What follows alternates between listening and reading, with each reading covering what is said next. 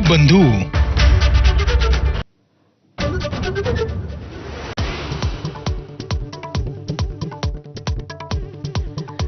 जे भाजप सोबत त्यांना सोबत घेता येणार नाही। दोन्ही राष्ट्रवादी एकत्र येण्याच्या प्रश्नावर शरद पवारांकडून भूमिका स्पष्ट। सत्तेसाठी संधी साधू झालेले म्हणत अजित पवारांवर टीकास्त्र।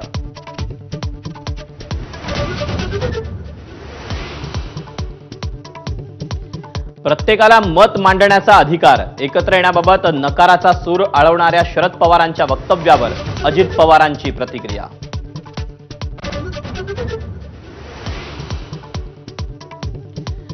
नाशकातल्या स्थानिक भाजप नेत्यांच्या तीव्र विरोधानंतरही सुधाकर बडगुजरांना पक्षात एंट्री।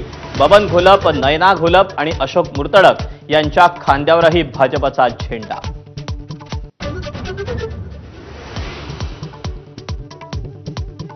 बडगुजरांच्या पक्षप्रवेशाबाबत सकाळपर्यंत माहीत नव्हतं। बावनकुळे आणि रवींद्र चव्हाणांच्या भूमिकेमुळे भुवया उंचावल्या, तर दुपारी महाजनांच्या फोननंतर बावनकुळे पक्षप्रवेशासाठी उपस्थित।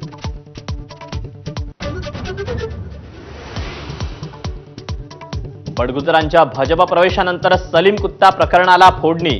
विधानसभेत प्रकरण गाजवणाऱ्या नितेश राणेंचा अंधारेंकडून समाचार, तर राऊत आणि शेलारांमध्ये दाऊदवरून वाग्युद्ध।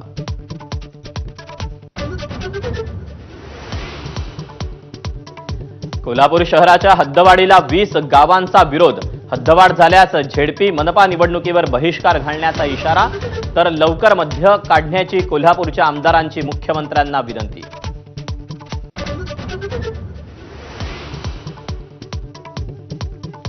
राज्यात शेतीसाठी एआय धोरण मंजूर। मंत्रिमंडळ बैठकीत कृषी विभागासाठी मोठा निर्णय। कृत्रिम बुद्धिमत्ता आणि नव्या तंत्रज्ञानाचा वापर करून परिवर्तन घडवणार।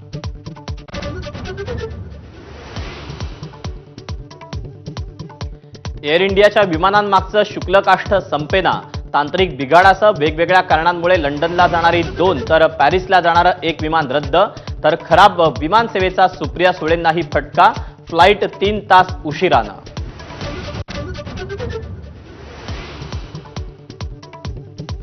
इस्रायलची गुप्तचर यंत्रणा मोसादच्या मुख्यालयावर इराणचा क्षेपणास्त्र हल्ला। राजधानी तेल अविववर देखील क्षेपणास्त्रांनी वार।